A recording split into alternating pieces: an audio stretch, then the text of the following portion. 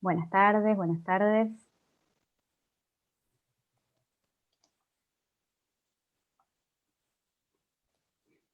Buenas tardes. Buenas tardes, buenas tardes. Ya se va sumando, están sumando participantes. Bienvenidos, bienvenidas. Buenas tardes. Cómo va entrando gente. Sí, sí. Qué hermoso.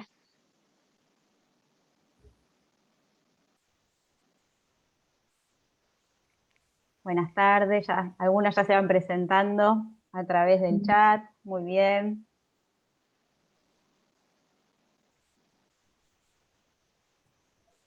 Muy bienvenidos. En unos minutitos vamos a comenzar. Vamos a dar tiempo a que se vayan conectando y acomodando. Muchas gracias a todos por sumarse.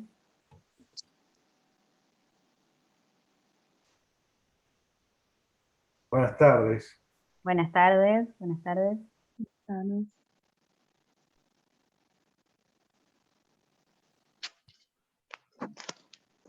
Buenas tardes. Buenas Hola, tardes. muy buenas tardes, muy buenas tardes. Hola, buenas tardes. Buenas tardes. Buenas tardes, ¿cómo están? Bienvenidos. Buenas tardes. Algunas caras conocidas. Sí, sí.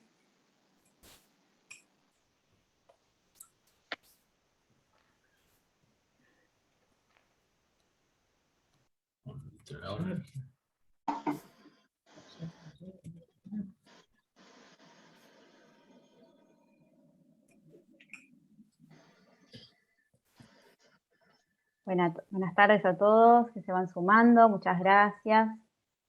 2 minutitos vamos a comenzar.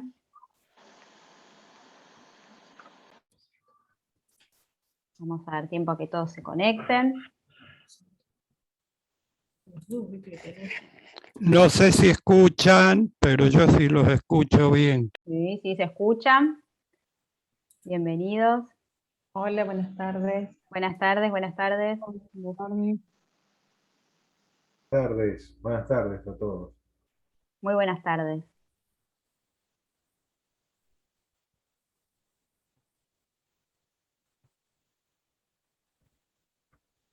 Perdón, estaba con la cámara apagada, ahora los veo. Ah, ningún Y problema. ustedes me ven. ¿Cómo están? Buenas Maricel, tardes. ¿qué Buenas tal? tardes. ¿Cómo estás, Daniel?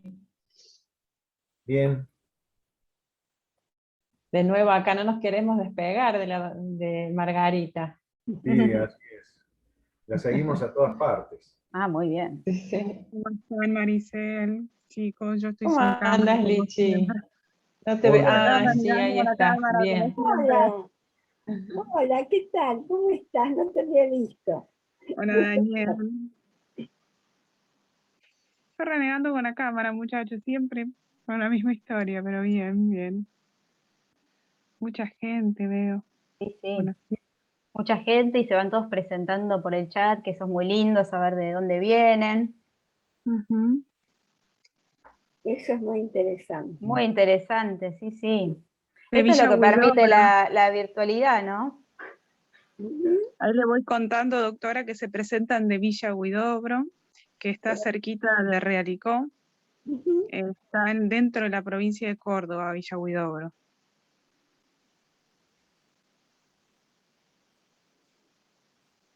Pero a varios kilómetros, ¿no?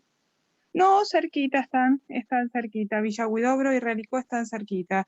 Villa Huidobro está al fin de la provincia de Córdoba y Realicó al comienzo de la provincia de La Pampa. El Pampa, sí. Soy de 30 de agosto, no sé dónde es eso, de Villa del Rosario, Córdoba. Pero debe ser un Ferré, pequeño. Trenquelauquen, Coronel Suárez. Tenemos gente de Feriapa acompañando, Jovita, Pasa Bilbaso, Trenquelauquen, mucha gente de Trenque. Bueno, muy bien. Muchas gracias a todos por sumarse. Si les parece, vamos empezando. ¿Sí? Como quieras, Gaby, sí, si te parece, sí. Sí. Son y Así 5. podemos cumplir con los tiempos. Sí, sí. Lo bueno de la virtualidad que trae puntualidad. Así que, bueno, les pedimos por favor si pueden ir silenciando sus micrófonos, así no escuchamos ruido ambiente, ¿sí? Y bueno, ahora sí entonces comenzamos. Muy buenas tardes, ¿cómo están? Soy Gabriela Lippi y formo parte del equipo de integración a la comunidad en CREA, y queremos darles la bienvenida y agradecerles su participación en este encuentro de educación, un espacio que, bueno, nos encuentra hoy reunidos para abordar junto a la doctora Margarita Schweizer la capacitación docente, la docencia en tiempos de cambio. Esta es una capacitación abierta para toda la comunidad educativa y les contamos que es organizada por Sociedad Rural Argentina, por el Instituto Fundación Sociedad Rural Argentina y por CREA, Consorcios Regionales de Experimentación Agrícola, a través de su programa de educación EduCREA, junto con la Mesa de Integración a la Comunidad de la región CREA Centro. Y hoy de manera conjunta nuestras instituciones los invitamos a ustedes, los docentes, a tomarnos un tiempo para reflexionar acerca del rol docente en estos tiempos, a reflexionar sobre el inmenso valor que tiene cargar de significación la labor cotidiana del docente. Y en este espacio vamos a abordar junto a la doctora Schweizer cómo la educación está orientada a brindar con calidad y afecto un verdadero proceso de crecimiento personal y de socialización capaz de generar personas que aporten al permanente desarrollo humano. Así que nos provoca realmente un entusiasmo muy, muy grande colaborar en acercar este tipo de formaciones en nuestras escuelas. Y con este objetivo común que nos convoca, quiero invitar muy especialmente a Gustavo Savigliano, que es productor agropecuario, miembro del grupo CREA Cañada Seca y presidente de la Comisión de Integración a la Comunidad en CREA, a que pueda dar las palabras de inicio y bienvenida a este espacio en nombre de las instituciones organizadoras. Así que cuando gustes, Gustavo, te escuchamos. Gracias, Gaby. Buenas tardes a todos. Como dijiste, soy productor agropecuario que pertenezco como CREA Cañada Seca a la región centro de Córdoba, pero en realidad trabajo y actúo dentro de la provincia de Buenos Aires porque estamos justamente en nuestro CREA en el límite, en la punta de la bota de Santa Fe, en el límite del sur de Córdoba y en el noroeste de la provincia de Buenos Aires, ubicado precisamente en ese lugar. Pertenecemos a Zona Centro. Y bueno, hoy como presidente de la mesa de intercambio de integración a la comunidad de CREA, les quiero dar la bienvenida y especialmente como productor agropecuario expresar esta idea que tenemos todos de sumarnos y acompañarlos a los docentes para poder trabajar juntos en lo que podamos, tomando compromisos para que entre todos podamos lograr eso que tanto queremos, que es una mejor educación. La realidad es que hoy transitamos un momento fuerte de cambio, ya estamos pasando el segundo año, este cambio ha logrado una nueva forma de comunicarnos, pero bueno, algunas cosas, puedo decir como empresario, que algunas cosas han ido cambiando, algunas se han logrado simplificar. Hoy hay algunos trámites que necesitaban tener la presencia y que la realidad es que se fueron dejando atrás y ya no nos movilizamos tanto, o sea que algunas cosas positivas tenemos para contar. Desde lo familiar aprendimos a mirarnos desde la pantalla y a contarnos todas las cosas diariamente, pero bueno, lo que añoramos lógicamente es el contacto personal, el apretón de manos, el abrazo, eso que hasta muchas veces decimos compartir una comida, que muchos de esos conocemos a través de los grupos CREA de escuelas, donde hemos compartido durante muchos años reuniones y la importancia de todo esto que estoy diciendo. Pero bueno, hoy el espacio es de ustedes, están para debatir lo que les pasa a los docentes, posiblemente tengan nuevos alumnos también, porque todos estos cambios están. Solamente agradecer a la gente del Colegio Agropecuario de Realicó, el director especialmente Marcelo Montani, que justamente es de los que hemos estado en comunicación durante mucho tiempo, esta idea de poder intercambiar entre las dos instituciones, Sociedad Rural y CREA, y ojalá podamos seguir haciendo muchas de estas cosas juntos. Así que bueno, no les robo más tiempo, los dejo en manos de Margarita, que seguramente va a lograr un intercambio importante en el día de hoy. Muchísimas gracias por participar a todos y bienvenidos. Gracias, Gustavo, muchas gracias por tus palabras.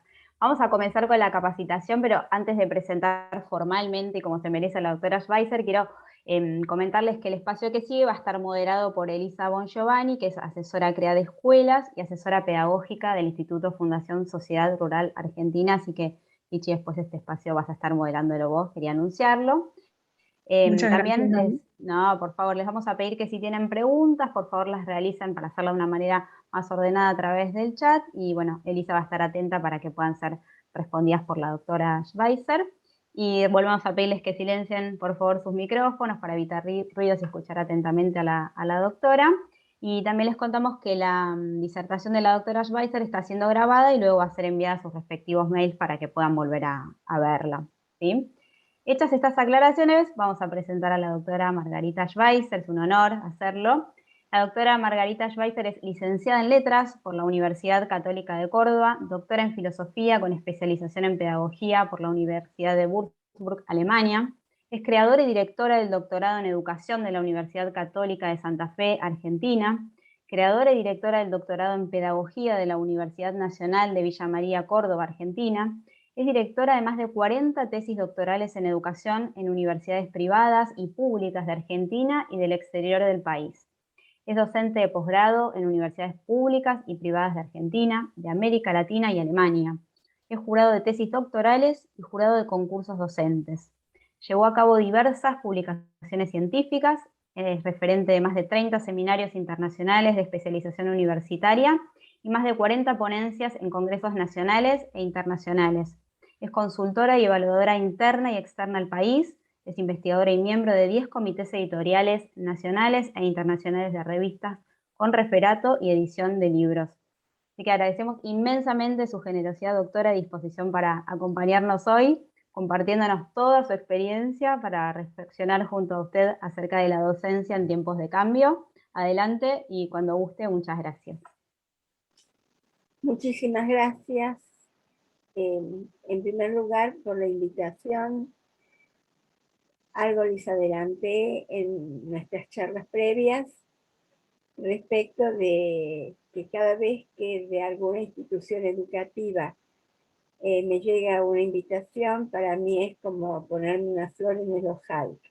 Y difícilmente diga no.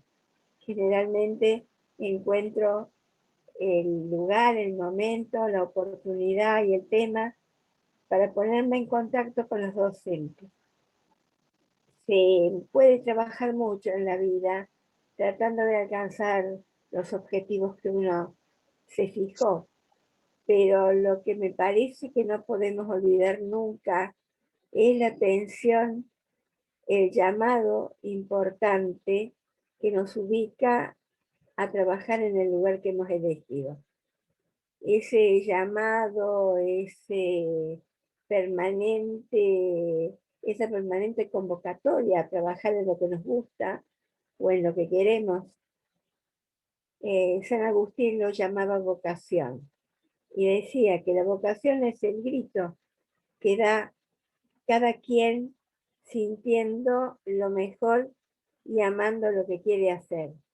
Y es un grito tan profundo y tan largo y tan intenso que no podemos dejar de oírlo.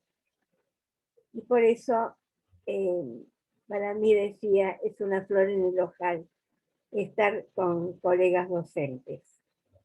Se pueden tener distintos ámbitos para desarrollar la docencia, pero hay una cosa fundamental, un elemento fundamental que nos conmueve, que nos convoca fuertemente, y eso es el llamado para realizar aquello que uno ama y que en definitiva es lo que orienta la existencia. Por eso quiero comenzar agradeciendo esta invitación. Muchísimas gracias. Al mismo tiempo, ratificando lo que las colegas en la presentación señalaron, quiero expresarles que si bien este es un encuentro que han tenido el acierto de mencionar como una charla, como una conversación. Y el nombre puesto a las cosas que queremos o hacemos es lo que determina, y es aquello que terminamos concretando.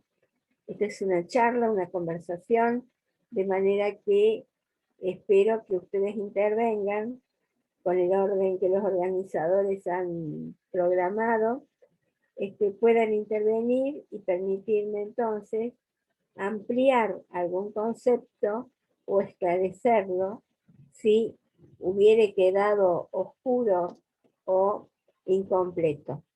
De manera que dejo abierta esa posibilidad a lo largo de la exposición. El tema escogido es la docencia en tiempos de cambio. Y en ese título, la docencia en tiempos de cambio, hay dos sustantivos fundamentales. Sabemos por morfología, por gramática y morfología, que cuando hablamos de sustantivos, sabemos que el sustantivo es la palabra castellana que tiene la capacidad de nombrar. Le pone nombre a las cosas el sustantivo. Y recordando lo que cuenta la tradición, cuando nos señala que el creador crea el mundo, y lo primero que hace cuando crea el mundo y coloca en él todo lo creado, es ponerle nombre a las cosas. Y a partir de ahí, cada cosa colocada en el mundo por un acto creativo tiene un nombre, cada cosa es un sustantivo. Y en el título de la charla de hoy hay dos sustantivos. La docencia en época de cambio.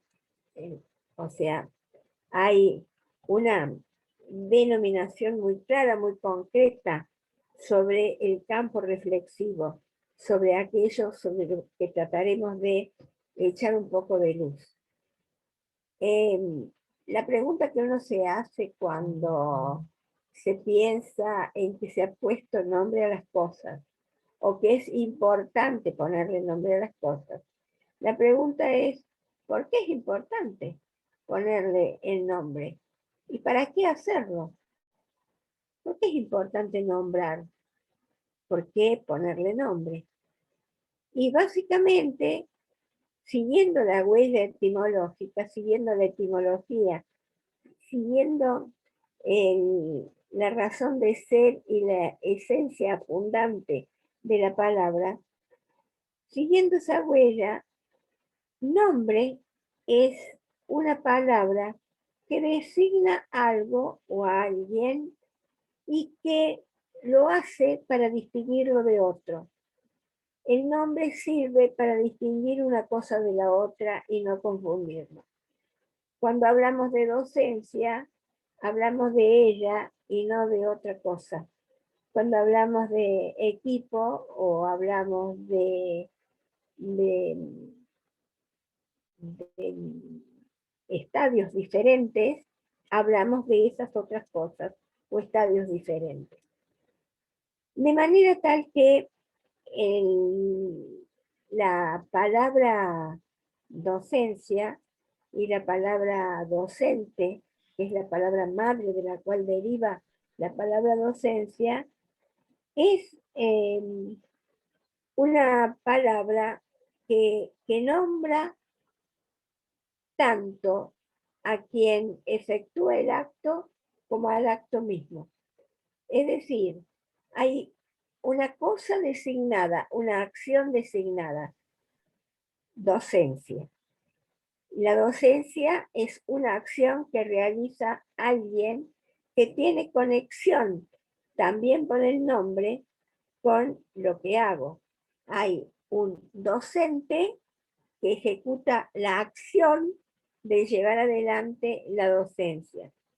A esa relación se le llama forma diádica, es decir, es la forma que permite que dos seres, dos cuestiones, dos principios se acoplen, se relacionen, den verdadero significado, porque hay una real conexión entre la acción y la persona que la realiza, entre el actor que genera la acción. Esa díada nos acompaña a lo largo de la construcción del lenguaje.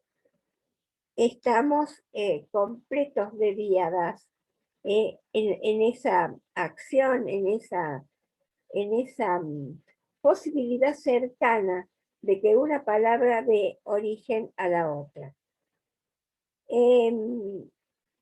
La otra pregunta que nos puede surgir como centro de interés del tema es: ¿qué es lo primero que hace un ser individual o social cuando desea encaminar, desarrollar, orientar las facultades morales y o intelectuales de otra persona? ¿A qué acudo cuando quiero hacer que esa persona crezca en su conocimiento, crezca en su práctica moral o ética? ¿Cuál es el resorte que estoy utilizando? Y el resorte es ni más ni menos que un resorte educativo. No puedo elaborar respuestas morales o intelectuales o cognitivas inteligentes si no tengo muy a mano la tarea educadora. Es decir, la educación es el vehículo desde tiempos ancestrales que permite que aquel que está interesado en la acción pueda educar, pueda formar a otro. Y así es como las generaciones van formando a las nuevas generaciones.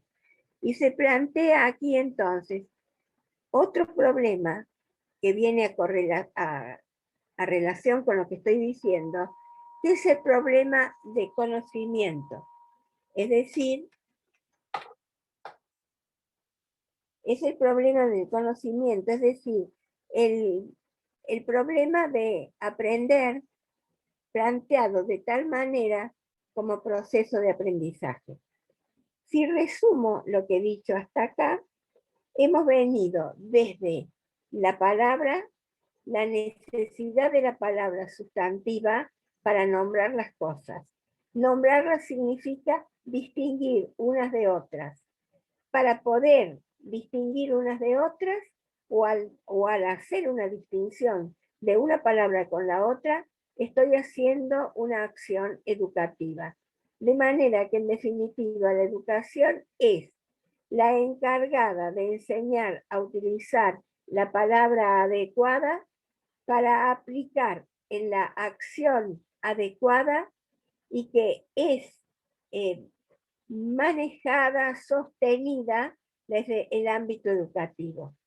De manera que la educación reclama básicamente poder enseñar a partir de las palabras. Más adelante volveré sobre el tema, pero quisiera llamar la atención sobre un pensamiento. Hablamos de la necesidad de enseñar palabras para hacer más pertinente el lenguaje y provocar una distinción en el mundo del conocimiento. Pero la pregunta que nos debemos hacer es: ¿cuándo nace la palabra? La palabra educación, por ejemplo. ¿Cuándo nace? ¿A instancias de qué nace? Evidentemente hay una acción previa que me obliga a ponerle nombre a la acción. Evidente, si estoy enseñando, estoy poniendo el nombre de educación a lo que estoy dando, a lo que estoy enseñando. Y tiene nombre también aquel que ejecuta la acción. Es decir, en este caso sería un maestro, un docente, que pone en acción el acto de enseñar para aprender. Ahora bien, acontece que en la enorme tarea que tiene la educación, hay 3 pilares que la educación debe preocuparse en sostener y aclarar. La educación tiene como norma fundamental que cumplir en procurar que en el sujeto que aprende o en el sujeto que escucha se instale y se tenga conciencia de que es un ser libre. Es decir, la libertad como elemento constitutivo de la persona. Nacemos libres y aprendemos buenamente y con bondad y con decisión de la mano de la libertad. Todos nosotros sabemos que cuando nos obligan a aprender algo que no nos gusta o algo con lo que nosotros no tenemos empatía, la dificultad de aprendizaje es mucho mayor. ¿Por qué? Porque de alguna manera se está vulnerando esa inclinación hacia la libertad como elemento constitutivo natural de los seres humanos. Nacemos en libertad y crecemos en libertad, claro. Para eso está la educación, para ponernos los límites a determinadas edades, límites que permiten que crezcamos de una manera más ordenada, organizada y en bien propio y en beneficio de los demás. Pero evidentemente la primera cuestión, el primer regalo que el hombre trae al mundo es el regalo de su libertad. Y luego tenemos 2 elementos que son fundamentales, 2 elementos que ya están a cargo de las personas que nos aman y nos rodean y nos crían, o de la escuela, o de los maestros, o de la sociedad. Y esos 2 elementos que agregamos a lo que traemos, que es la libertad, es la capacidad de reflexionar, la capacidad de pensar, y la segunda de los regalos que nos hace el Creador es la capacidad de hablar.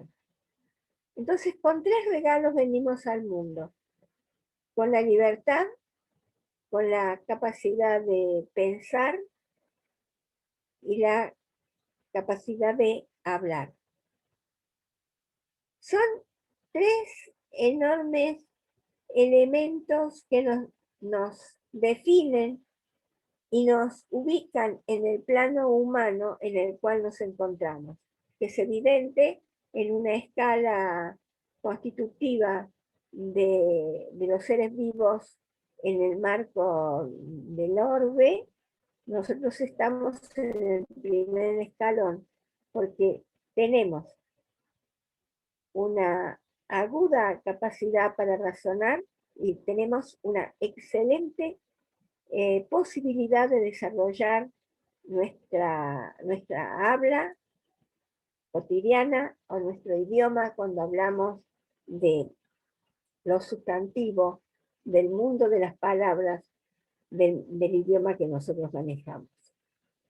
De manera tal que ponerle nombre a las palabras es utilizar aquello que nos ha sido dado, aquellos que nos ha sido regalado, con una gran diferencia.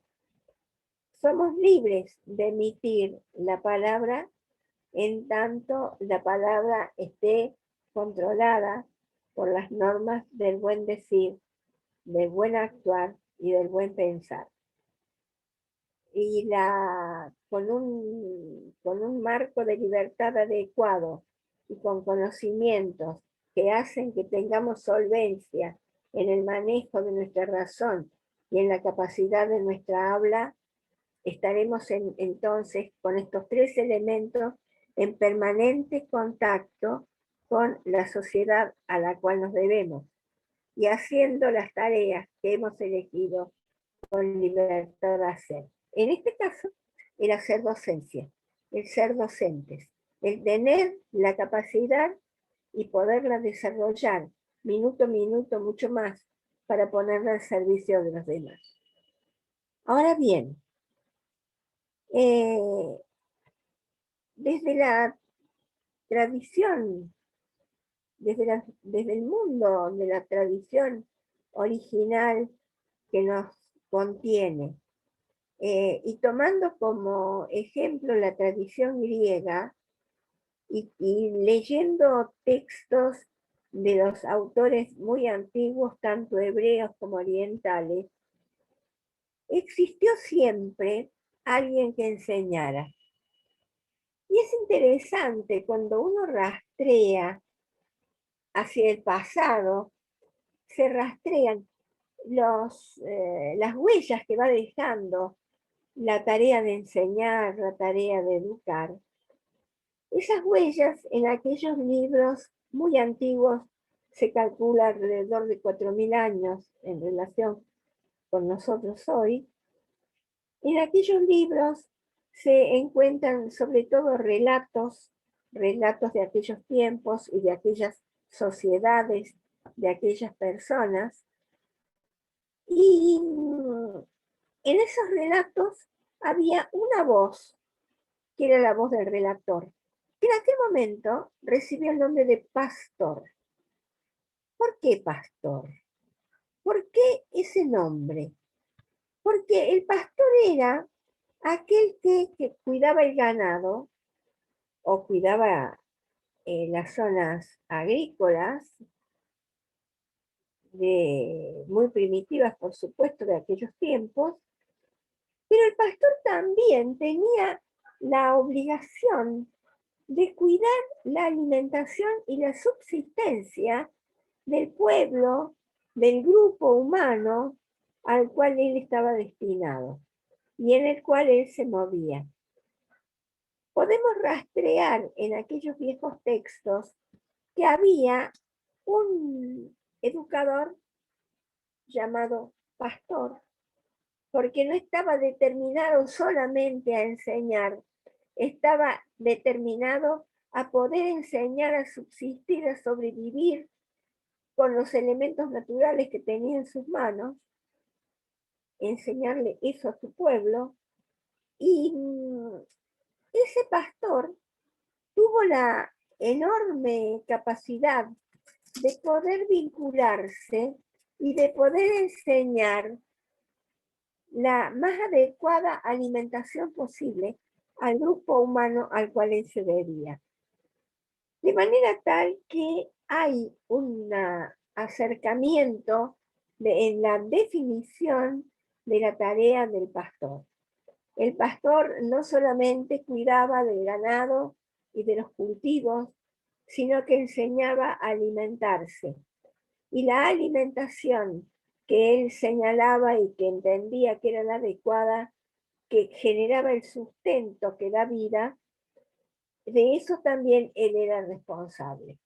De manera que aquel que enseñaba 4000 o más años atrás, no solamente generaba conocimiento para poder distinguir por el nombre a los vegetales y a los animales, que le dieran sustento, que le dieran alimento, que conservaran la vida, sino que junto con el ponerle nombre a los alimentos y a los animales, le ponía nombre también a aquello que mantenía viva la población, porque era aquel que ordenaba, organizaba la forma de alimentarse, la forma de comer. La educación es un alimento que también nos da de comer. Nos da de comer a la reflexión, le da de comer a la palabra, le da de comer al mundo de las ideas, le da de comer a nuestros comportamientos y a nuestras mejoras.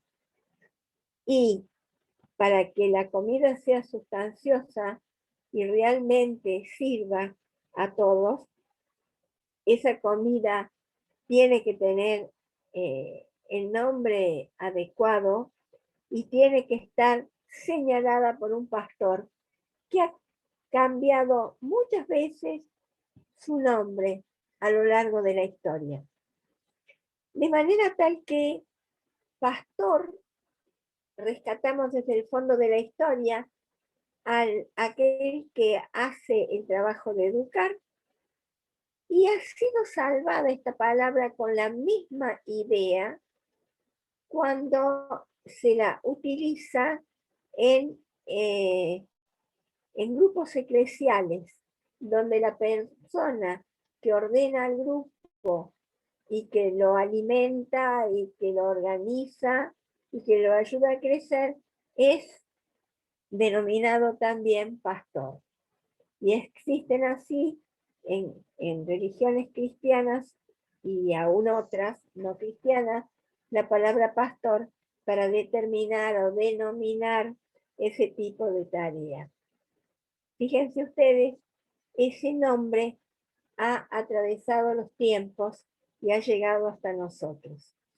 Con él un poco cambiada la significación, sí, pero tampoco tan divorciada que no podamos encontrar puntos de contacto entre la figura y el hacer de aquel viejo pastor y los pastores eclesiales en el mundo de hoy.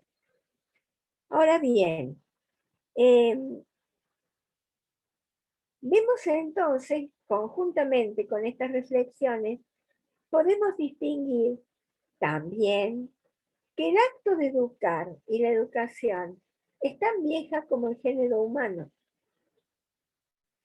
O sea, no hay palabras nuevas, como educar, es una palabra relativamente nueva, latina, del latín, debe tener unos 2.300, 2.500 años, en relación con los 4.000 y pico, 5.000 anteriores, realmente es muy nueva.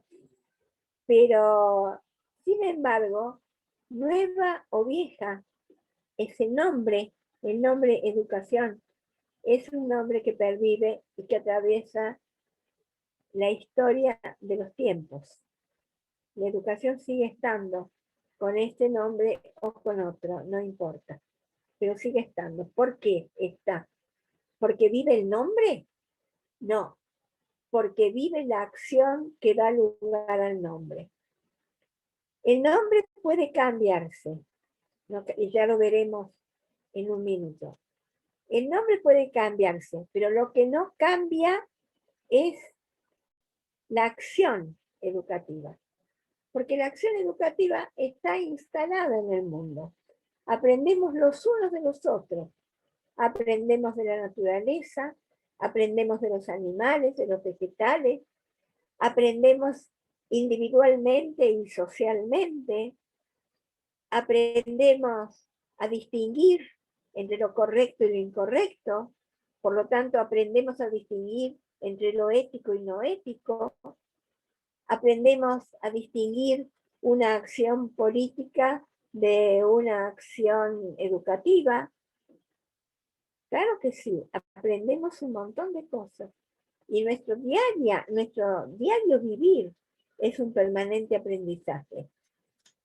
Bien, se dice que hay un momento en el que aprendemos todos los aprendizajes, y es el momento en que nuestras madres nos ponen en el mundo, y hay un momento en que recordamos todos los aprendizajes, y es el momento en el que nos desprendimos del mundo.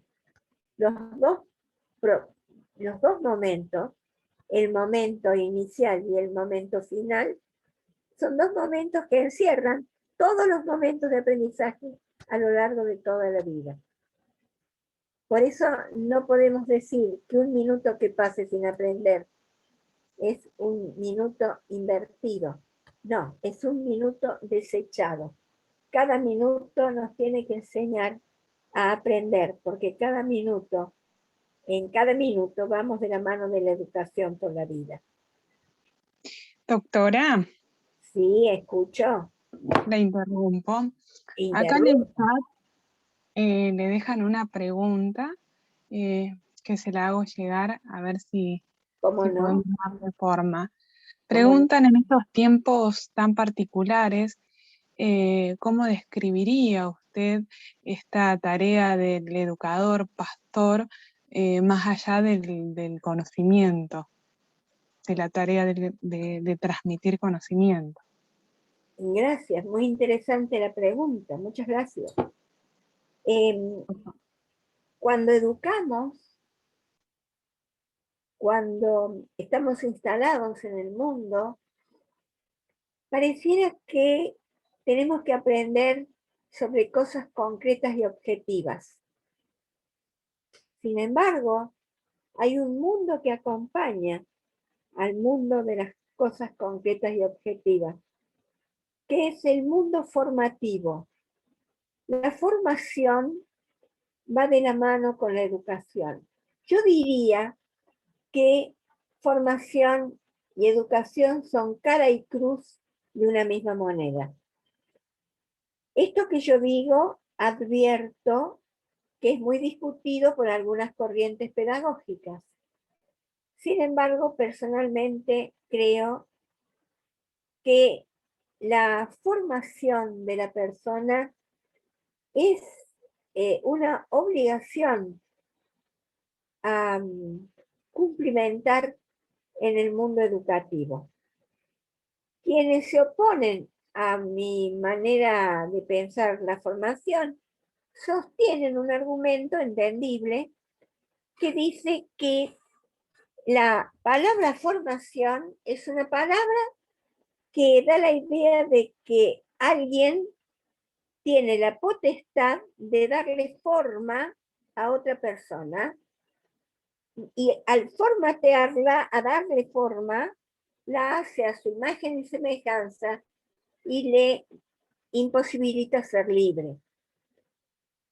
Yo entiendo el argumento, pero pienso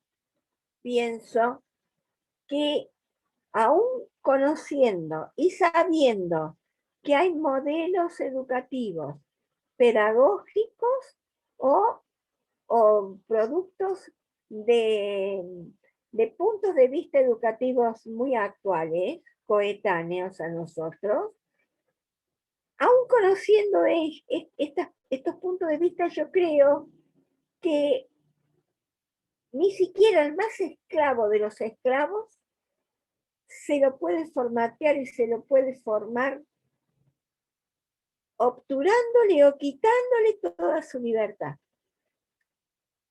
Yo creo que esa libertad que nos es dada, por más limitada que esté y por más apaleados que estemos usando esa libertad, siempre nos queda una instancia interior que nos permite guardar ahí, en ese cofre interno de nuestra interioridad, nos permite guardar nuestra manera de pensar.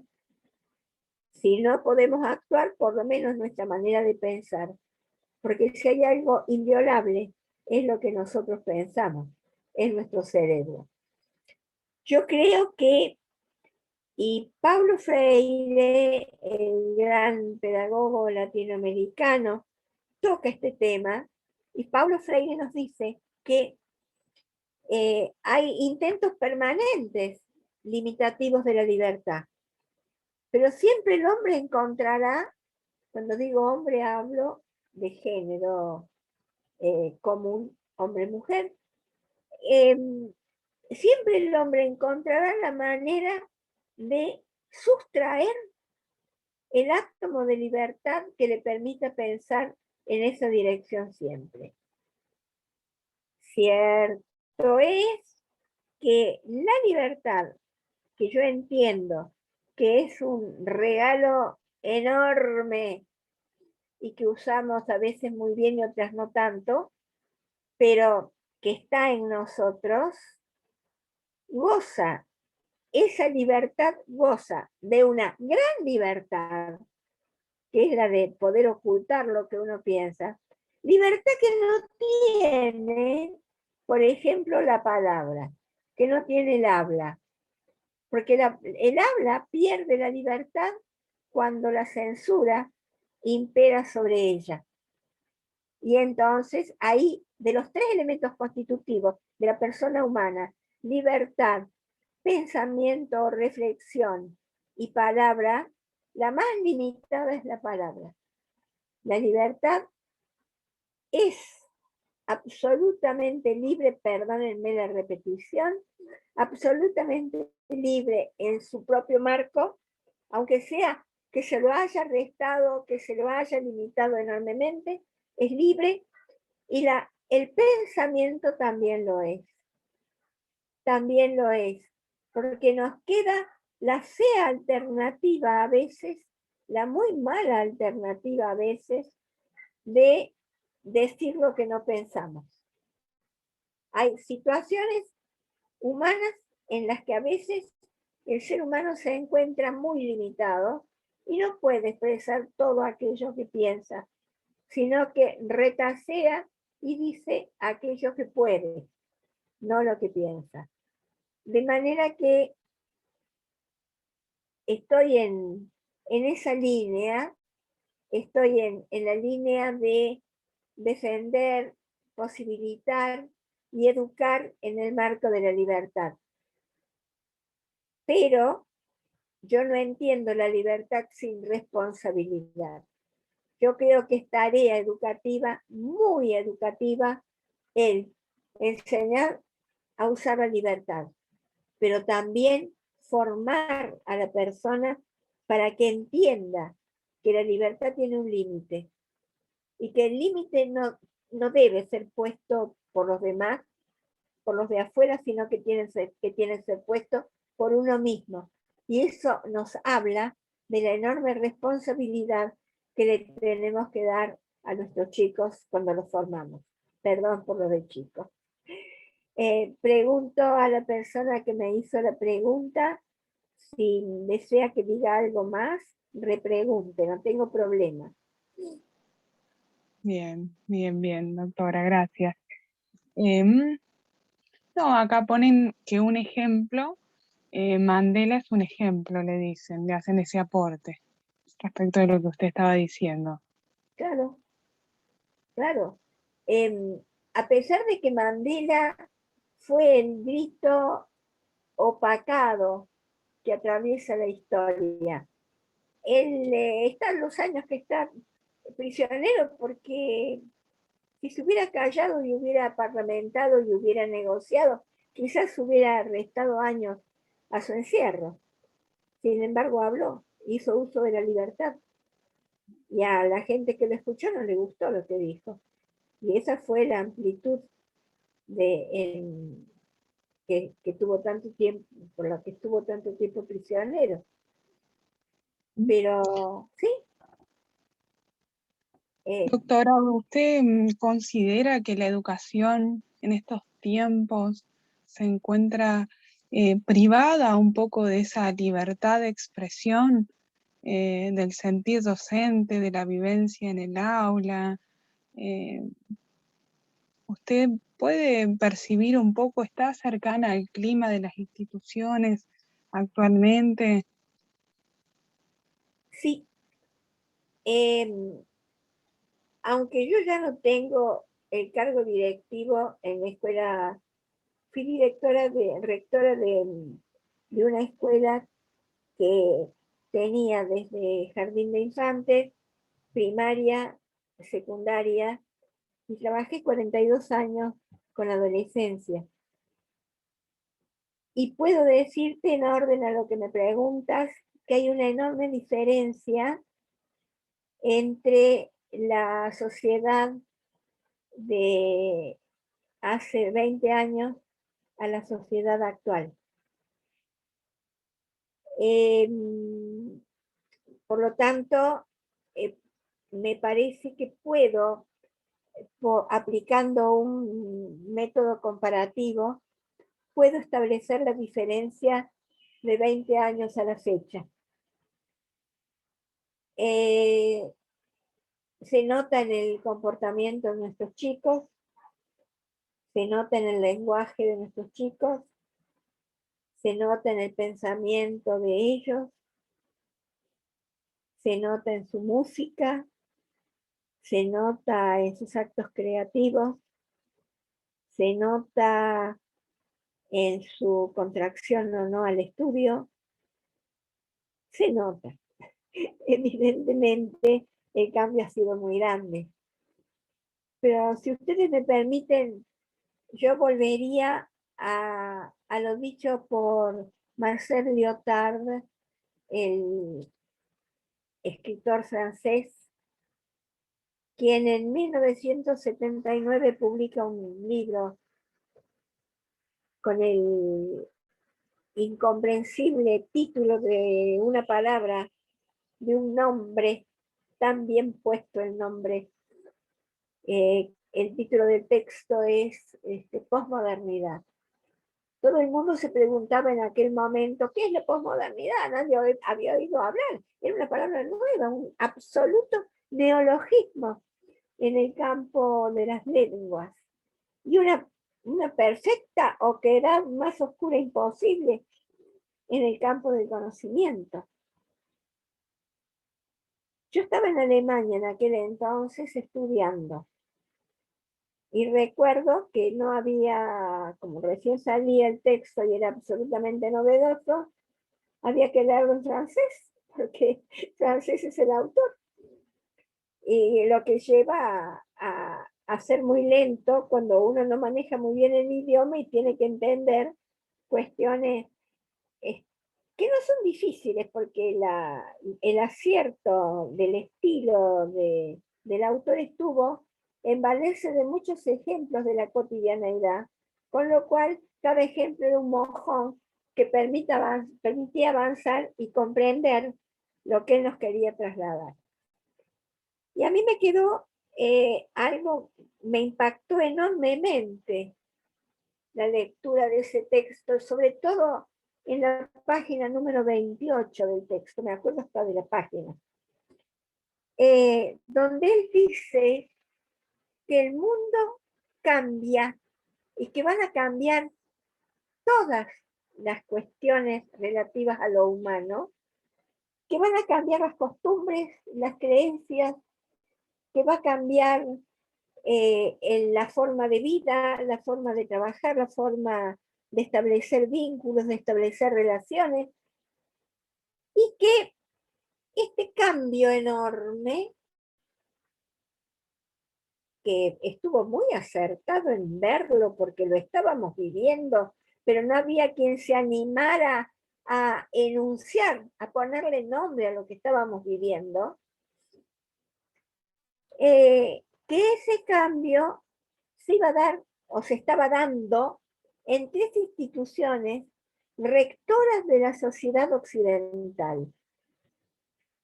Un cambio copernicano era el cambio de la familia. Era la época en que comenzaron a aparecer las diferentes formas familiares que eran en ese momento cuasi escandalosas, hasta que la sociedad se acostumbró a utilizar los nombres que se ponían a cada forma de relación entre parejas. De manera que también se llevó un tiempo de acostumbramiento, incorporar palabras nuevas para acciones nuevas que impactaban fuertemente en la sociedad y que le daban un rumbo y una tónica absolutamente distinta. La segunda cosa que él señala como un cambio rotundo y copernicano es la educación. Y dice, a instancia de los cambios familiares, a instancia de los cambios que tienen como epicentro a la familia, va a cambiar la escuela. porque la escuela no es otra cosa más que el espejo de la familia. Y todo lo que acontece en el ámbito familiar, correcto, incorrecto, positivo, no positivo, todo eso afecta al mundo que lo rodea. Y lógicamente, el mundo más cercano en el cual impacta el cambio familiar es la escuela. Y la tercera columna que estaba sosteniendo a la modernidad y que se hace añicos, según el autor, es la iglesia.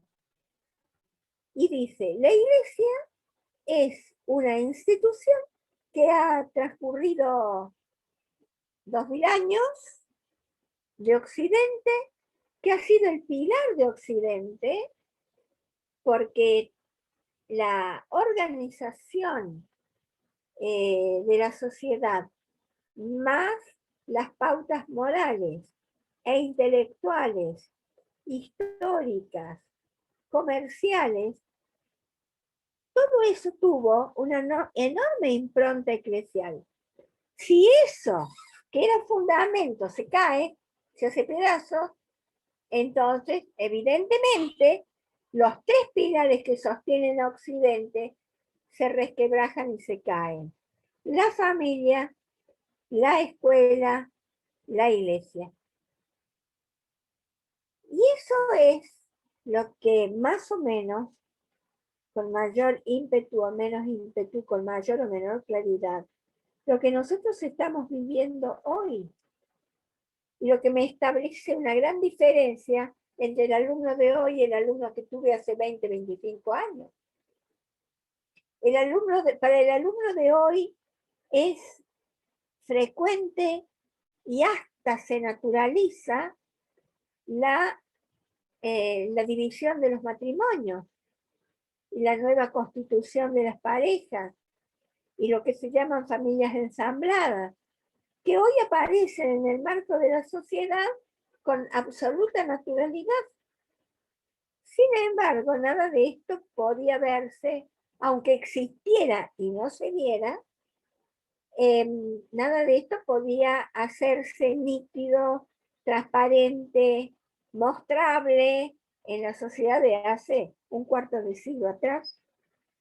Entonces, y junto con esto, y volviendo a la pregunta de la colega, tan bien hecha, tan bien formulada, junto con eso se caen valores y virtudes, y son los valores y virtudes a los cuales acudimos para formar al hombre.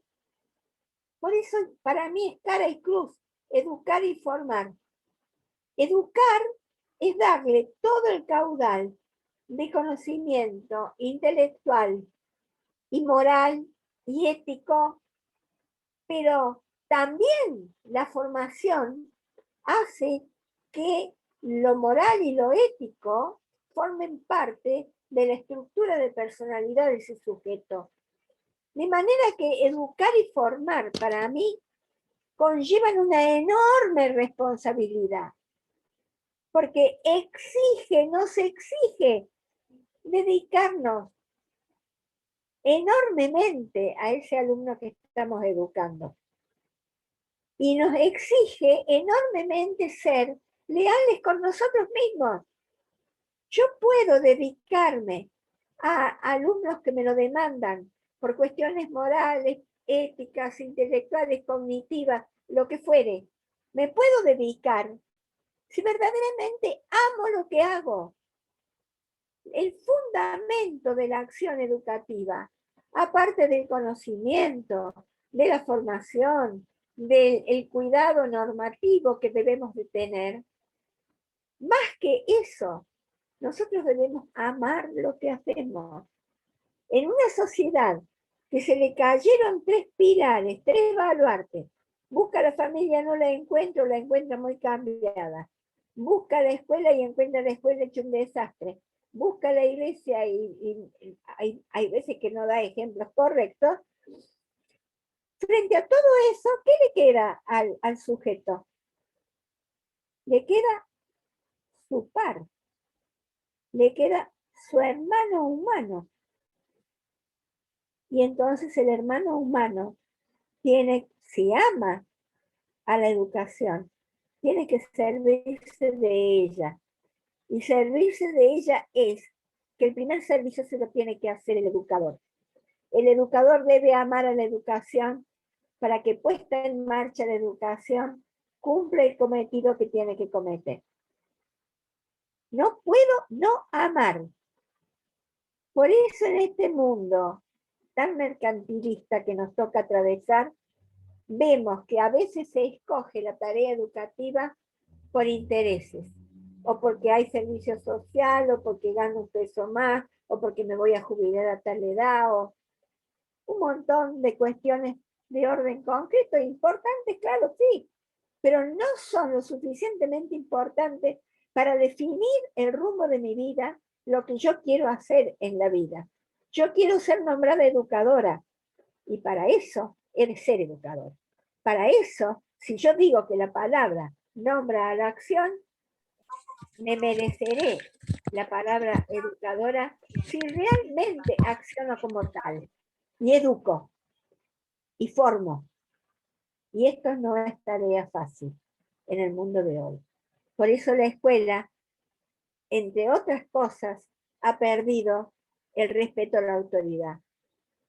¿Por qué? Porque nosotros mismos, cuando traicionamos nuestra vocación, traicionamos la autoridad que debemos tener, porque hemos equivocado la definición de autoridad. La autoridad no es, yo no soy autoridad porque me han conferido el título que me hace autoridad. La autoridad es un galardón que me he ganado. ¿Y me he ganado cómo? Lo he ganado con el esfuerzo, con el trabajo constante, con la dedicación, con el amor puesto al servicio de lo que hago. La autoridad conferida me la saca cualquiera. La autoridad ganada no me la saca nadie. Y en las escuelas, mucho del concepto de autoridad se ha perdido. Entonces, ¿qué se hace en las escuelas? Bueno, se la reemplaza por el autoritarismo. Se la reemplaza por el grito, por el enojo, por la penitencia, por la amonestación. No digo que hay veces que no hace falta colocarla, pero si yo cambiara un poco algo de la rigidez que a veces utilizo para juzgar a los demás y me juzgar a mí misma, la cosa cambiaría. Me parece. No es tan fácil, pero me Qué parece. fuerte, doctora, lo que dice, y qué profundo, ¿no? ¿Cómo? Qué fuerte y qué Perdón. profundo. ¿Me escucha? Sí, ahora sí, hija. Qué profundo lo que dice, doctora, qué profundo. Acá le hago llegar oportunamente una pregunta en relación a lo que está planteando. En base a este contexto que usted plantea, a esta situación donde estos pilares se caen, la pregunta que le hacen acá es ¿cuál cree usted que es el principal deber o rol que debería tener la escuela en este contexto? Bueno, si yo me guío por las definiciones, el principal rol de la escuela es enseñar y enseñar bien. Muchas veces no enseña y menos enseña bien. Pero ese es un capítulo aparte. Yo creo que hoy hemos cambiado el rol del enseñar, del educar, por el dar de comer. Y muchísimos de nuestros niños, y esta época de pandemia lo ha revelado con una fuerza inusitada, muchos de nuestros chiquitos van a la escuela porque necesitan alimentarse. El rol de la escuela ha variado. Y hay de todo adentro de la escuela. Está lo excelente educativamente hablando, instruccionalmente hablando, y está el otro extremo, el extremo de la extrema pobreza, el extremo de los chicos semi-abandonados, el extremo de los niños no mirados, Y cuidado con lo que estoy diciendo, porque me consta por haberlo vivido, que dentro de las escuelas también hay otros tipos de pobreza, como ser el anteaño pasado, al final del 2020, un niño de 6º grado de una escuela primaria no sabía escribir su nombre. Y cuando le pregunté por qué no sabía escribir su nombre, me dijo, porque nunca me lo enseñaron. Y tomó el lápiz como si fuera un pedazo de palo de paraíso, y con eso trataba de escribir. Me pasó, lo viví y lloré por eso. Al colmo de poner, esto me pasó en diciembre, a partir del 1 de enero ese chico tuvo maestro particular, un profesor de educación física, jovencito, que se ofreció, maestro particular, enero, febrero y marzo. Cuando terminó marzo sabía escribir, deletreaba y con el dedo marcaba la línea que estaba leyendo, pero salió deletreando, firmando y leyendo. Esos errores también están en nuestro mundo. No podemos decir que todo es oro, que todo brilla. No, tenemos mucho para hacer en el campo educativo, muchísimo, muchísimo. Para lo cual no solo se necesita presupuesto, sino que también se necesita presupuesto de amor, dedicación, una carga de dedicación. ¿Algo más? Doctora, también en algunas de las preguntas surgía acá esta cuestión de pensar en las secretarías y en los ministerios de educación actual y quizás cómo están atravesados por cuestiones políticas o por distintas miradas que por ahí no posibilitan o no habilitan el desarrollo de estos proyectos que uno intenta plantearse centrados en el desarrollo del sujeto, ¿no?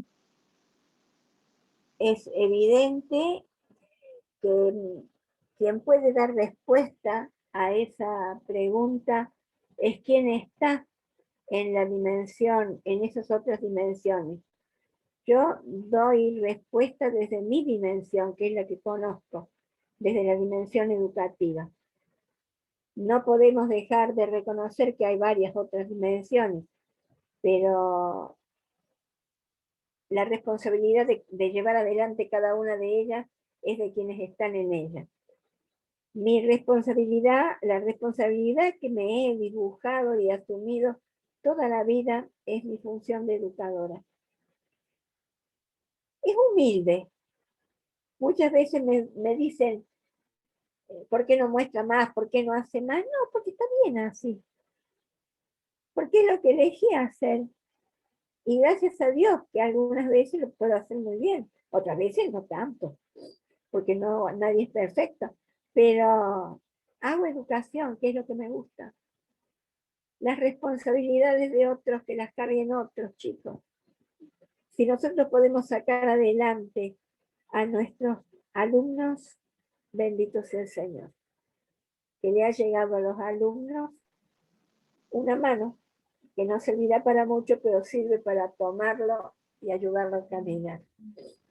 En definitiva, lo que estoy diciendo es rescatar de la antigüedad griega, y hablo de 2500, 2700 años atrás, una palabra que la colega que me escucha en este momento, mi alumna en el doctorado, lo digo con mucho orgullo, me ha oído decir en clase: nosotros tenemos la función de ser paidagogos. Era la palabra griega que dio origen a la palabra pedagogo.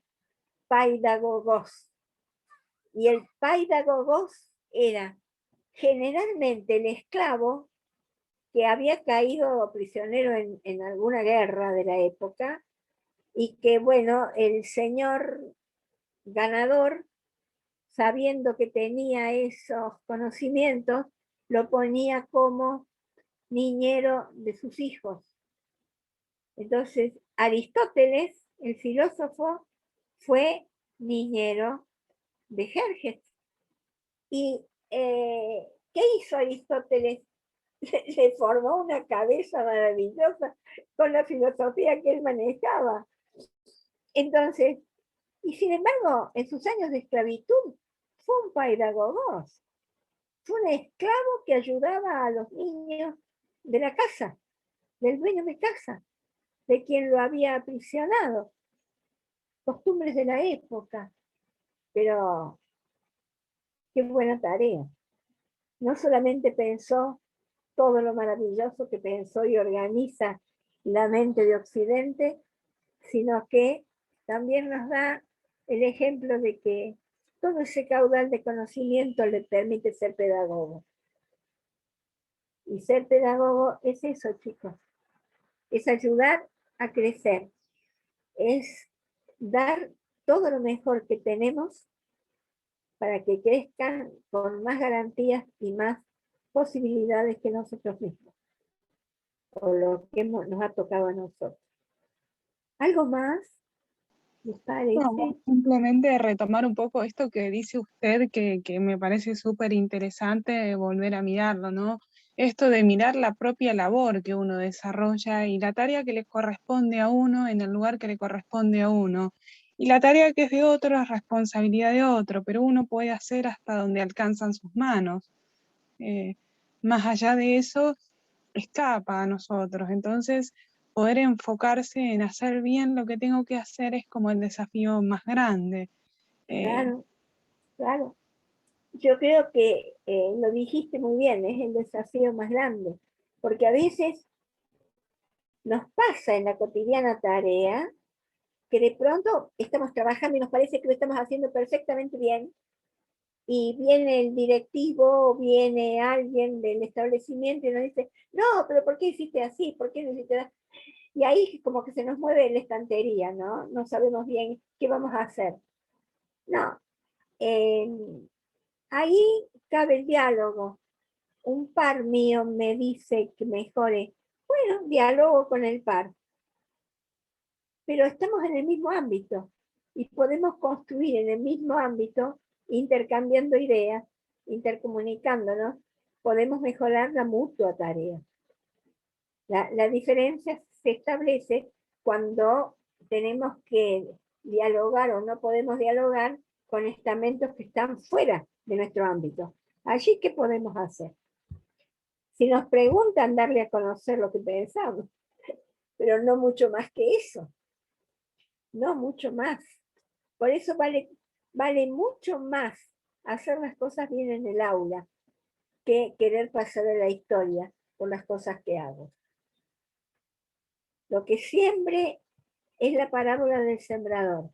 Voy a sembrar semillas, muchas semillas.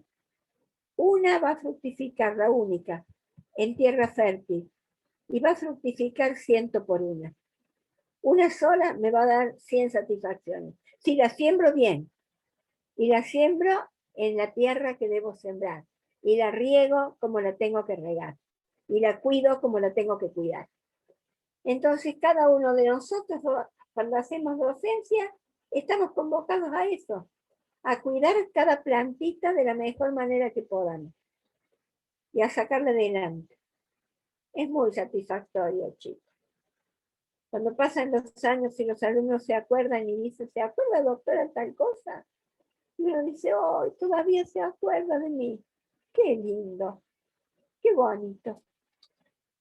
No me aumentaron el sueldo, pero esa gratitud y ese cariño llena el alma.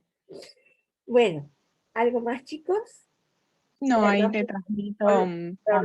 Perdón por lo de chicos, lo digo con todo afecto. No, si todos nos sentimos jóvenes acá, doctora, no se preocupe. Bueno, gracias. Le sí. transmito acá alguna de las preguntas también del chat, pero me parece que le ha dado respuestas de alguna manera.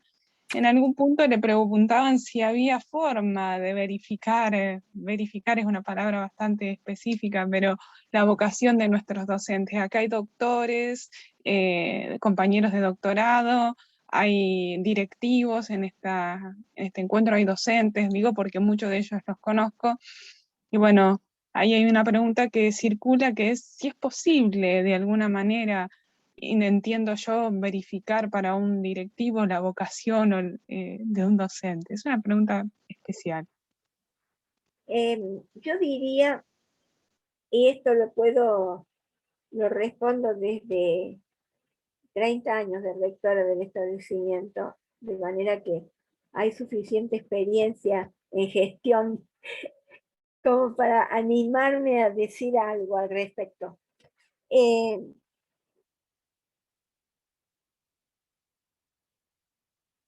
Acá nos enfrentamos con un problema pedagógico en la respuesta, que es reconocer la diferencia entre teoría y práctica.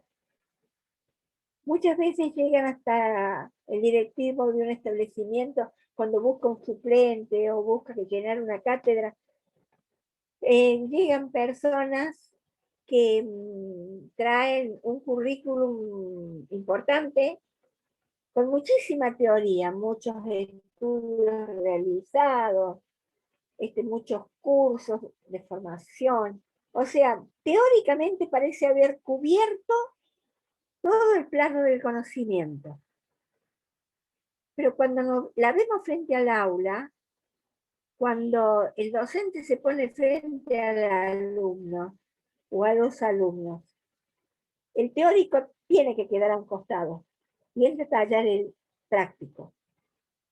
El práctico que no tiene que ser ni chabacano, ni amiguero, ni hacerse simpático, sino que tiene que enseñar con la mayor fuerza, vocación y preocuparse por los alumnos.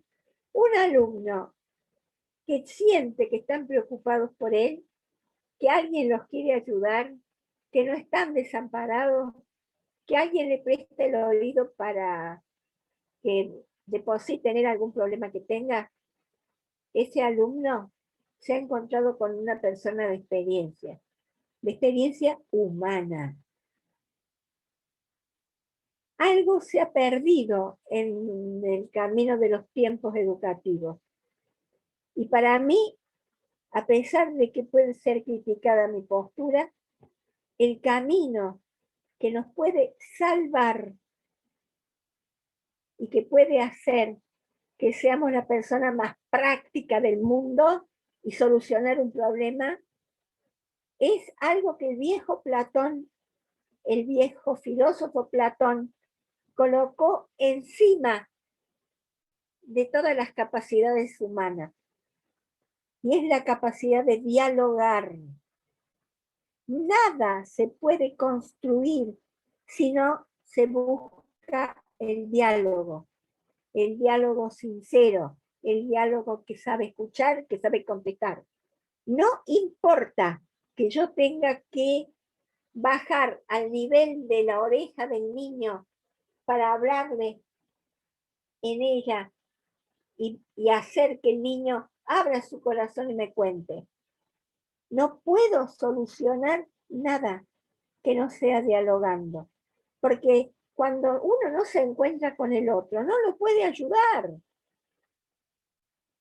De manera tal que yo creo fundamentalmente en este elemento metodológico que la sociedad montones de veces olvida, porque cada uno se escucha a sí mismo y no es capaz de escuchar al otro y aceptar o no lo que el otro está diciendo, pero por lo menos escucharlo, por lo menos darle la posibilidad de que hable. Yo creo que en la educación se ha perdido mucho de diálogo. Se ha reemplazado por el amiguismo. Es muy frecuente ver el checheo entre el profesor y el alumno, y eso se piensa que esos grados de confianza son los que van a posibilitar más diálogo. Yo no niego esa posibilidad, pero tampoco creo que sea un elemento mágico. Yo bien puedo dialogar con un usted como puedo dialogar con un tú. Es decir, es como yo manejé el diálogo. Es decir, hay algunos límites que los docentes no podemos olvidar, porque son límites formativos. Es lo mismo que el alumno, el profesor que está hablando con el alumno y en el medio del diálogo le lanza una palabra soez. Hoy, hasta en televisión se escucha cualquier cosa. ¿Eso hace que esté correcto? No, no está correcto. Es decir, la palabra está cargada de significación. La palabra nombra. Y cuando yo utilizo en mi lenguaje una palabra inadecuada, estoy contraviniendo la posibilidad de nombrar de la mejor manera posible. De manera que hay cuestiones que esta sociedad nuestra ha ganado porque son cuestiones extraordinariamente buenas, pero hay otras en las que debiéramos cuidar nuestra manera de conducirnos. No estoy de acuerdo tampoco con los gritos, no estoy de acuerdo con las palabras gruesas para dirigirme a un alumno. ¿Cómo quiero que después el alumno respete mi presencia si yo le he vulnerado y lo he avasallado con mi lenguaje y mi tono? Entonces, hay muchas cosas que se replican porque muchas veces los adultos damos oportunidad para que esto acontezca. Y hay entonces un deterioro marcado en lo social en el marco de las estructuras escolares. Socialmente hay momentos en que hemos involucionado. Socialmente estamos agresivos, estamos presenciando agresiones increíbles. ¿Qué es el bullying? Que se ha establecido como una manera de actuar. ¿Qué es el bullying? Si no es una agresión constante. Vivimos en una sociedad agresiva. Empezamos agrediendo con palabras y terminamos agrediendo con hechos. Y cuando agredimos, el respeto desaparece. Y el otro es igual o menor que yo. Por lo tanto, si el otro, que es educador, es igual o menor que yo, no me puede educar, porque no me está dando un ejemplo de buena educación.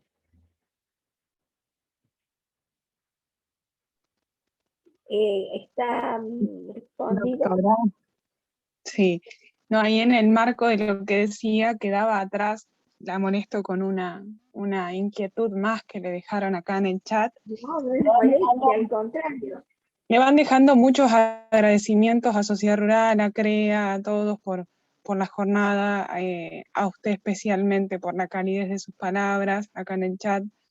Y hay una pregunta puntualmente que consulta o hace referencia a si esta situación que atraviesa hoy la educación no está alejada un poco de la formación que recibe el docente, ¿no? Esto de atender un poco más a las emociones y que el docente está formado en otra área, en formar para el conocimiento, ¿no? Entonces, si no habría que repensar la formación de docentes desde ese punto de vista. Agradezco la pregunta y de manera eufórica digo que adhiero totalmente a esa necesidad. Yo creo que hay que rever la formación docente, empezando por generar los instrumentos que nos posibiliten una elección o selección más adecuada y menos equivocada de muchos docentes. En esta amplia gama, amplísima gama de docencia, es decir, de suma de docentes, en esta amplia gama digo, encontramos desde lo de mayor excelencia, dedicación, respeto, observancia, conocimiento adquirido en grado sumo, personas justas, personas más que idóneas, personas dedicadas. Eso está en un extremo.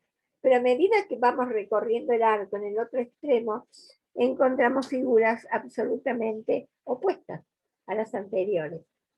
Por aquello de que hay de todo en la viña del Señor. Este dicho también se corrobora en el ámbito educativo. Yo creo que hay factores concluyentes, factores concurrentes en esta cuestión que estamos tocando. Por un lado, hay una carga de mal llamado enciclopedismo que está quedando atrás. Yo diría que la palabra enciclopedismo, palabra muy de los primeros 50 años de la educación argentina, hablo de Argentina, del siglo XX, o sea, los primeros 50 años del siglo pasado, la educación era más instrucción y acopio de datos, informaciones, datos, lo que la hacía enciclopedista, y hacía e hizo que la educación fuera perdiendo la capacidad de brindar al estudiante el entusiasmo por estudiar. Lo aburrió. Y los últimos tiempos de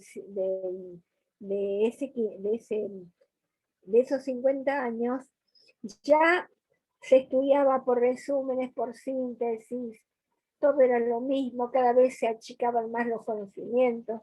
Recuerdo unos libritos chiquitos que venían, que se llamaban resúmenes Lerú, donde venía resumida, por ejemplo, toda la historia antigua en 3 páginas.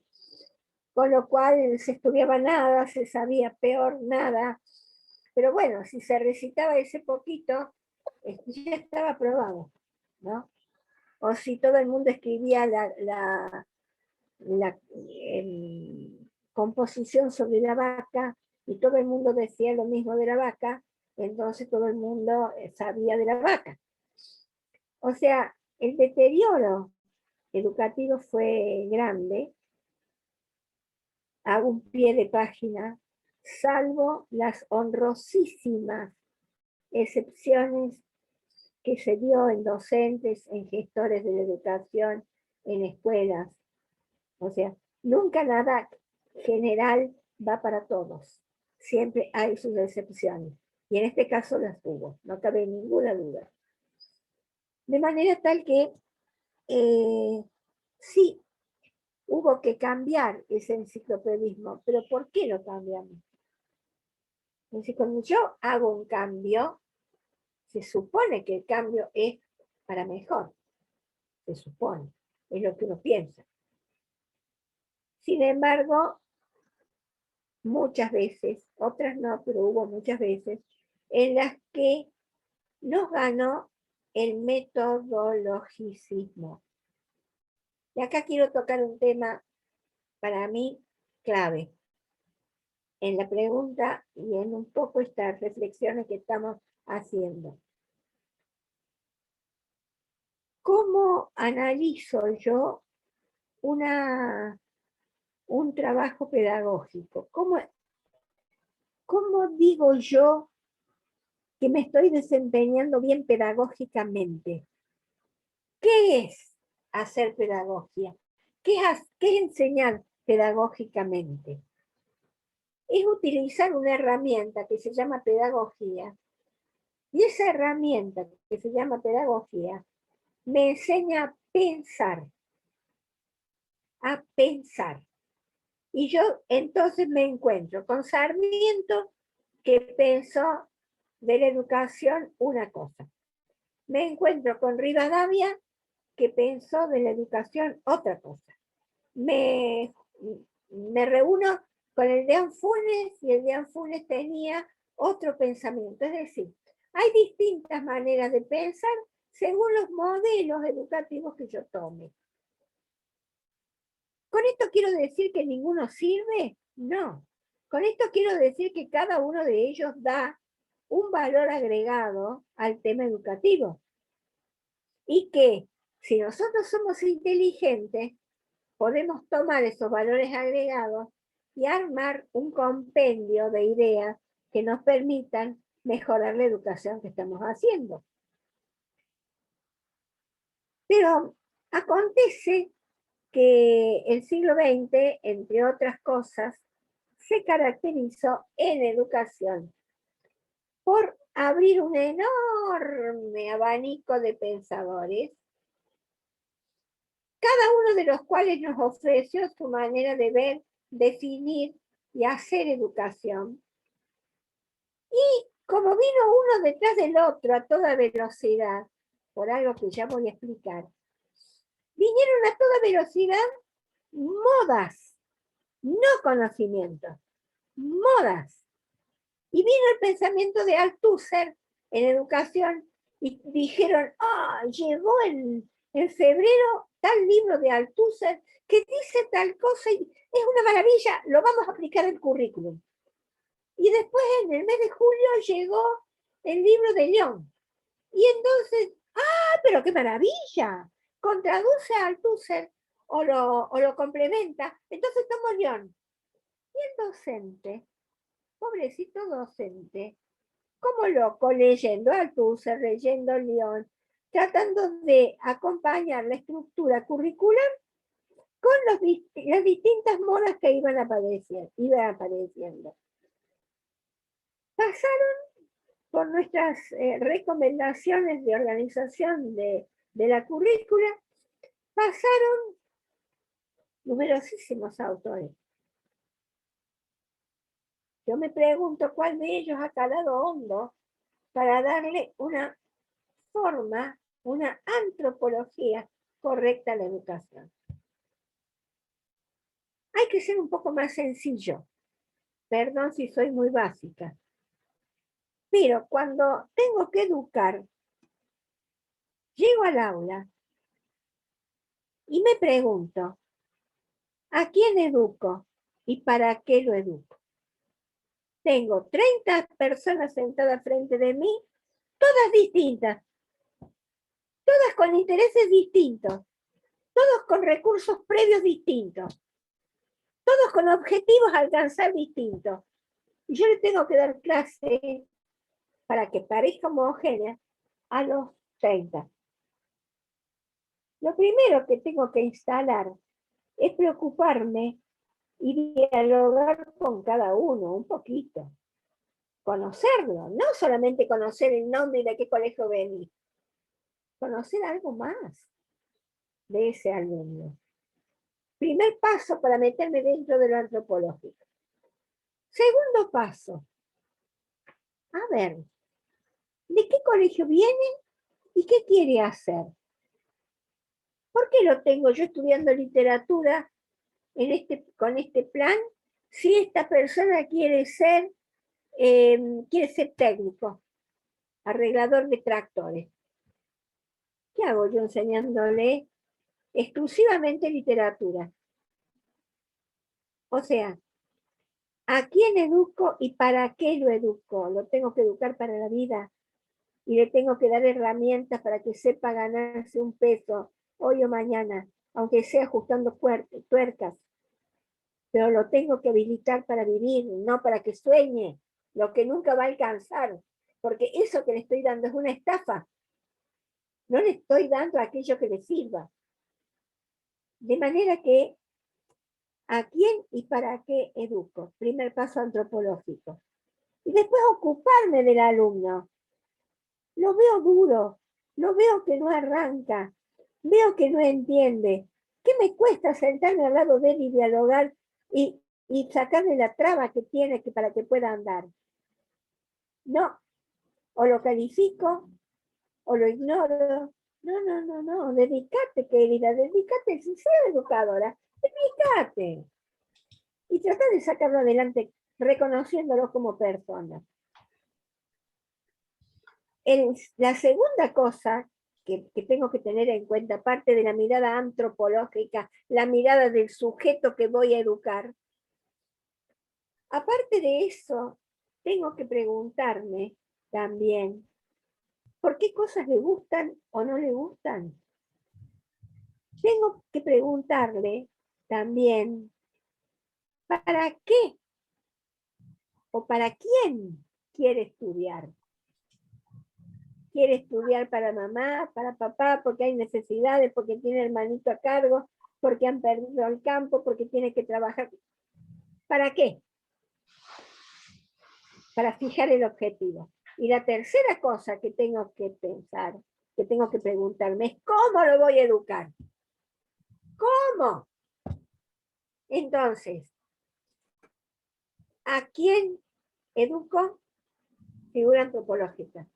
¿Para qué lo educo? Es la finalidad, es la teleología. ¿Y cómo lo educo? Es la metodología. ¿Cómo lo voy a poner al chico a estudiarme el Quijote de la Mancha si le está necesitando leer otra cosa? No lo voy a encontrar como con el Quijote, por precioso que sea el Quijote, al chico no le sirve. Buscar el cómo, buscar la metodología adecuada. A veces encontramos 2 o 3 formas metodológicas para el grupo de 30. Y otras veces tengo que encontrar 5 o 6. A veces tengo que seguir dialogando. ¿Me trajiste la tarea? ¿Hiciste la tarea? ¿Por qué no me hiciste la tarea? No se me va a caer un pedazo de cuerpo porque le pregunte al chico si tuvo dificultades y en qué las tuvo. Es mi obligación. Entonces, reconocer esos 3 elementos. ¿A quién educo? ¿Para qué lo educo? ¿Y cómo lo educo? Es fundamental. Fundamental. Si no destrabo, si no contesto esas 3 preguntas, estoy liquidada. Mi tarea va a ser absolutamente inútil. Por más que le dé 300 kilos de amor al chico. No le estoy dando los instrumentos. Y no me estoy fijando en a dónde apunta y para qué quiere ser eso que él quiere ser. ¿Cómo era la pregunta, chicos? Me olvidé. No, muy clara, doctora, con su explicación. Es siempre usted muy clara y muy amplia.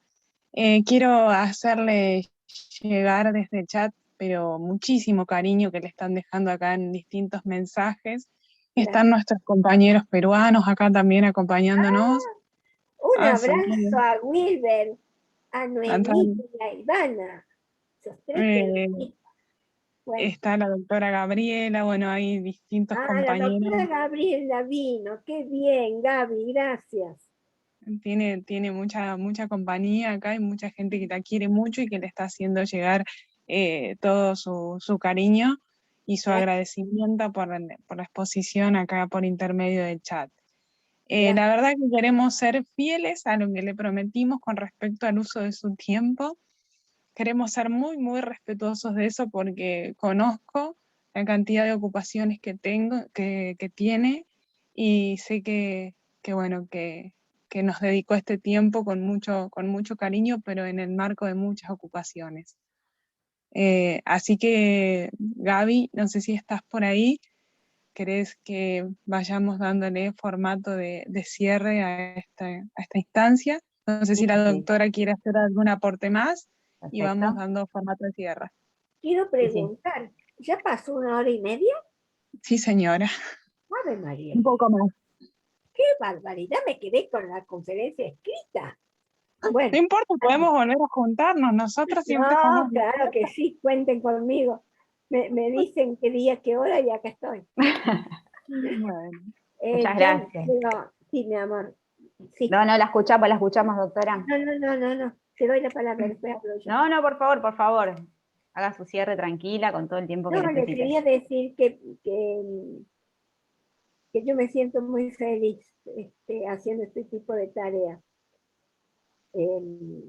Es como que es como que me vuelve el alma al cuerpo cuando los escucho preocupados por la educación, cuando uno ve por ahí que falta preocupación algunas veces, ¿no? Y animarlos. La vida es corta, pero podemos hacer muchas cosas en la vida. Y si las podemos hacer por los chicos, por los que estudian, por los jóvenes, por los que tienen el futuro por delante, tenemos que hacerlo. Tenemos que hacerlo. Y yo creo que un arma buena, un arma amable, un arma muy cariñosa es amar la educación. Quiéranla. A veces es medio como injusta, ¿no? Y uno se enoja y dice, bueno, ¿por qué las cosas son así? No tiene que ser de esta forma. Pero tiene que pasar el enojo y tenemos que pensar a quién nos debemos. Nos debemos a los jóvenes. Nos debemos a esas caras felices que se ríen, pasan por la vida riéndose, creyendo que la vida toda es risa, hasta que la vida se hace notar de que no es solamente risa. Pero básicamente los tenemos que dejar preparados para vivir bien. Que sean éticos, que sean buenos, éticos, chicos, éticos, que sepan distinguir entre el bien y el mal. Si nosotros logramos eso, habremos logrado un caudal enorme de cuestiones positivas. Que los chicos aprendan a distinguir entre el bien y el mal, aprendan a distinguir entre la verdad y la mentira, y que no se atrevan, y que no se olviden, y que no se amilanen para tener que decir la verdad, que digan la verdad. Estamos hartos de un mundo de mentiras. Entonces, empecemos a sembrar. Se van a contagiar. Seguramente se van a contagiar. Y se van a poner buenitos y verdaderos. Pero, chicos, no traicionemos los ideales. Un maestro debe saber transmitir, tiene que saber amar, tiene que saber guiar, tiene que saber enseñar a vivir. Y hay 1000 maneras de vivir, pero hay de las pocas correctas que uno conoce, es vivir en la verdad y no vivir en la mentira. Y vivir para hacer el bien y no vivir molestando a los demás. Yo les agradezco enormemente la invitación. De alma se los agradezco. He pasado una tarde gloriosa. Gracias, Margarita, muchas gracias. Nos vamos muy sensibilizados, emocionados. Muchas gracias por su generosidad. La verdad que fue un honor contar con su presencia. No puedo hacer ningún rescate porque creo que el rescate ya está en este resumen maravilloso que hizo usted. Si nos permite unos minutitos más, además de agradecerle, quiero que por favor haga el cierre de la jornada el ingeniero y profesor Marcelo Montani, que es rector del Instituto Fundación Sociedad Rural Argentina, y que va a despedirse formalmente. Usted, doctora, en nombre de la Sociedad Rural Argentina, de CREA y de la institución educativa. Muchas gracias nuevamente, y Marcelo, cuando gustes, te invito a que hagas este cierre. Gracias, doctora, nuevamente. Gracias a ti. Gracias, Gabriela. Buenas tardes a todos.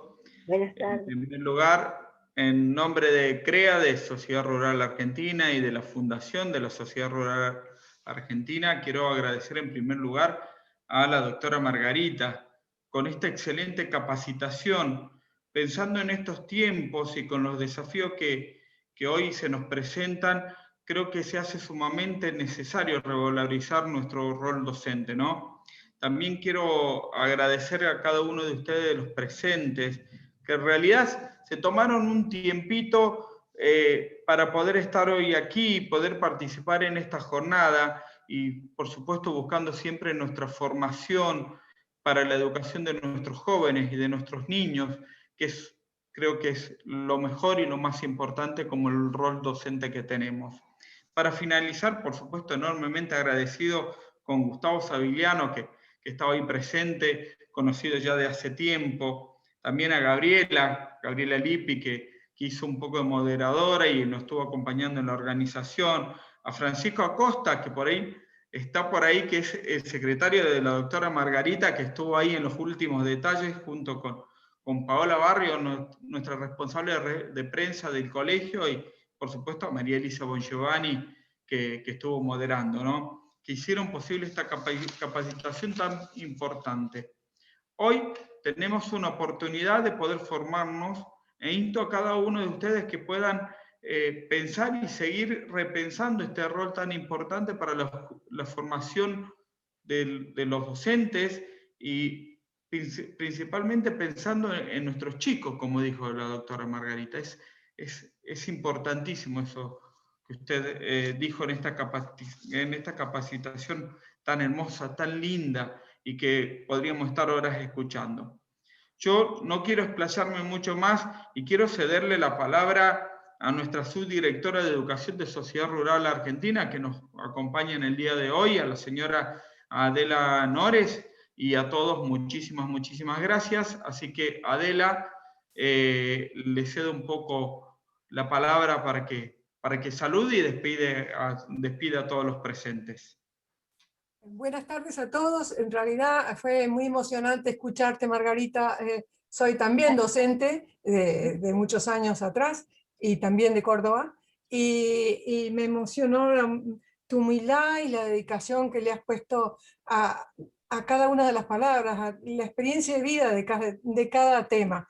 Pero hoy estoy aquí porque represento a la conducción de la Sociedad Rural Argentina y traigo el especial saludo de nuestro presidente Nicolás Pino y de todo el equipo nuevo que está conduciendo Sociedad Rural Argentina, que tiene muchísimo interés en desarrollar este tipo de reuniones y de entender un poco mejor lo que es el proceso educativo que creemos que es la salvación que tiene el país, sobre todo para el campo. Es muy importante para nosotros, para nuestra tarea en nuestro campo, para nuestra tarea educacional. Que hagamos esto permanentemente para que sepamos que estamos en el buen camino. Y agradezco muchísimo la presencia de CREA en este tema, que es como la mano que nos reafirma en todo lo que es evolución en educación, también en investigación y sobre todo en trabajo en el campo. Muchas gracias, Margarita, muchas gracias, Marcelo, y muchas gracias también, Vanina. Fue espléndido escucharlas a todos. Una respiración profunda de buena voluntad en un tema que nos apasiona a todos. Muchas gracias. Gracias. Muchas gracias a todos. Damos por finalizada la jornada. Hasta pronto. Gracias. Gracias por todo. Adiós. Adiós. Muchas gracias. Gracias a todos. Gracias. Gracias, doctora Margarita. Gracias. Muchas gracias. Gracias, saludo desde Trenquelauquen. Muchas gracias a todos por el tiempo, por estar presentes. Gracias. Muchas gracias. Gracias a todos. Gracias. Qué de cara, qué lindo ir viéndonos.